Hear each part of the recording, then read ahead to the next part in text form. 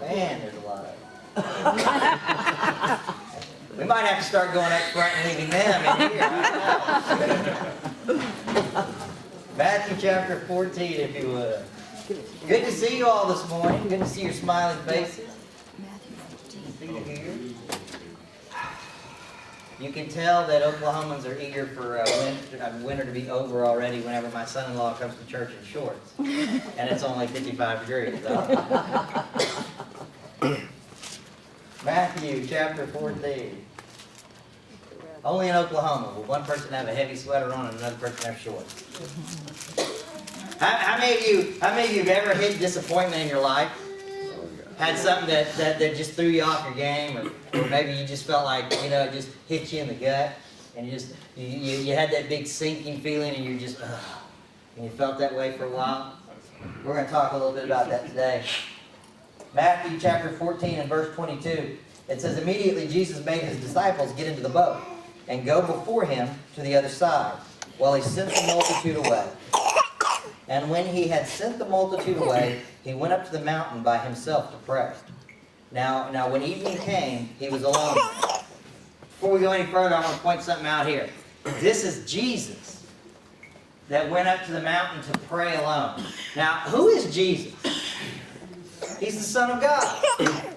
If it is important for Christ to go and pray on his own, alone, and seek time with God, how much more important is it that you seek time with God and pray? He's Jesus. He had a connection with God from day one. He was the Son of God.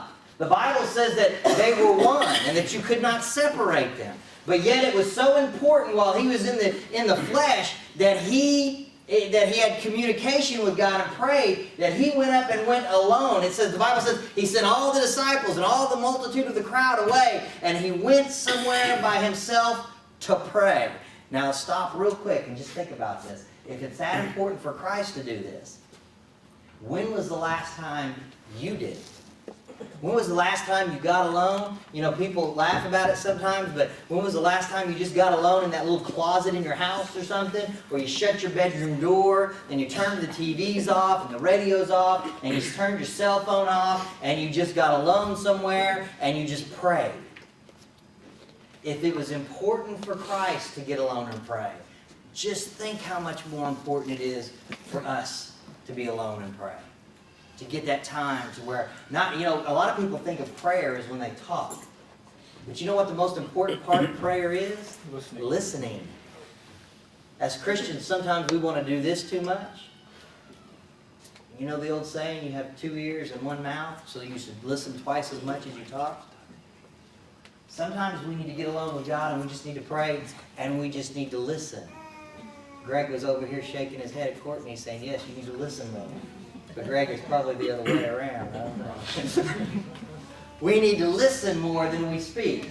God has something for you, and he needs you to get alone, he needs you to listen, and he needs you to shut out everything else, just like Christ did here. Verse 23 again. And when he had sent the multitudes away, he went up to the mountains by himself to pray. Now when evening came, he was alone there. But the boat was now in the middle of the sea, tossed by the wave, for the wind was very contrary.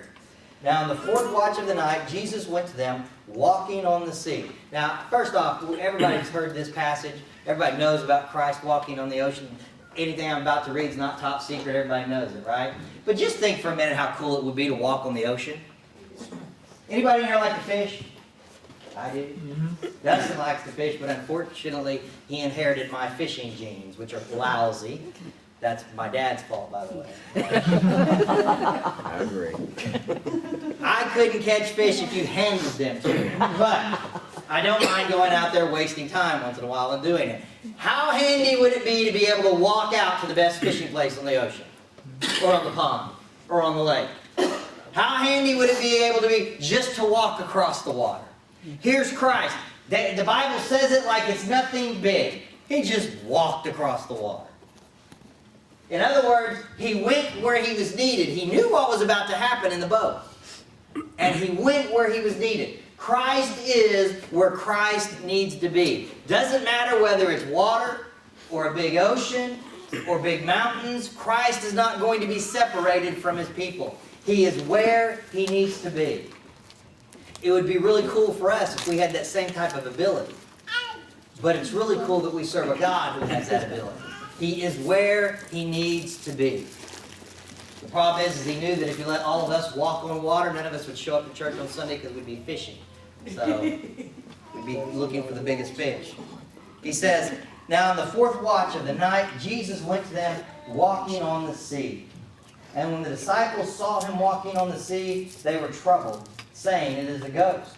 And they cried out for fear. But immediately Jesus spoke to them, saying, be of good cheer, it is I. Do not be afraid.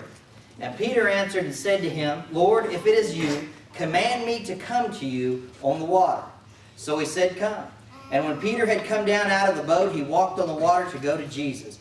But when he saw that the wind was boisterous, he was afraid. And beginning to sink, he cried out, saying, Lord, save me.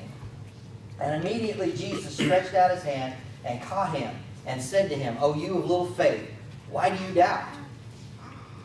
I want to just kind of relate this to life today. Everybody in here's had a moment in their life whenever they felt like, blah, I just got kicked in the gut. Everything, all the wind has been knocked out of me. Everything that I try to do ends up in vain. Everything that I want to do, Paul said, everything that I want to do that I know is right, I can't do. Everything that I don't want to do, I end up doing. Even Paul had those kind of days. Everybody has those days. When you wake up in the morning and you're just like, ugh, I got a preaching partner. Oh, I scared her now. Everybody's had those days that when you just get up and nothing works out right for you. People all across America woke up this morning. Some had good days, some have had bad days. Life happens. Everybody say life. Life happens to all of us. It's what you do after it happens that decides who you'll become. Here comes Peter. He has the opportunity to walk on water. Everybody know what Peter was by profession? There we go. He was a fisherman. Y'all thought that was a trick question, didn't you? Peter was a fisherman. Peter said, I can get to the best fishing spots if I could walk on water like that. Peter thought it was cool. He said, I'm going to get out of the boat and I'm going to join him. The great thing about Peter is Peter was spontaneous. Did anybody else in the boat say, hey, let me come out? No, it was Peter. Peter decides, I'm going to do something bold, and I'm going to follow Christ wherever He's at. If He can be on the water, then surely I can be on the water. So Peter starts to crawl out of the boat. He starts to get out on that limb, and Peter starts to walk across the water. And all of a sudden, life begins to happen. Peter's taking that step of faith. He's headed out across that scary-looking water, and life begins to happen. The waves begin to lap up around his feet and his ankles. They begin to hit him in the back of the knees. All of a sudden, his tunic begins to get wet, and he feels the water hit across his face. And all of a sudden, Peter says, I shouldn't be out here. This isn't the environment I'm supposed to be in. Does that sound familiar? Ever started doing something and you had all the good intentions? Man, you were ready to go. You were eager. You were excited. And then life happens. All of a sudden, life smacks you in the face. Life begins to scare you. And the very first thing you begin to say is, I don't believe I can do this. I don't know if I'm talented enough. I don't know if I'm smart enough. I don't know if I've got what it takes, if I'm eager enough. Anybody in here ever said that? I don't know if I'm good enough to be doing this. Peter gets out on the water. The great thing about Peter is he just did. Peter was a doer. He just did, and then he started thinking about it later. There's a lot of Peters here, amen? Mm-hmm. Sometimes we just jump in and go, and we start thinking about, oh, wait a minute, I shouldn't be able to do this. Peter hits the water and he starts to walk. And you can knock Peter for losing faith and starting to sink, but Peter took steps on the water. Nobody else in here has ever walked on the water, have you? Peter gets out of the boat. Peter had vision. Peter had guts. Peter was bold, but Peter was human.